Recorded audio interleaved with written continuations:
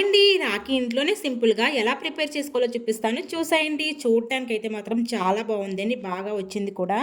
నా ఛానల్ కనుక మీరు ఫస్ట్ టైం చూస్తున్నట్లయితే లైక్ చేసి, షేర్ చేసి, సబ్స్క్రైబ్ చేయడం మాత్రం మర్చిపోకండి.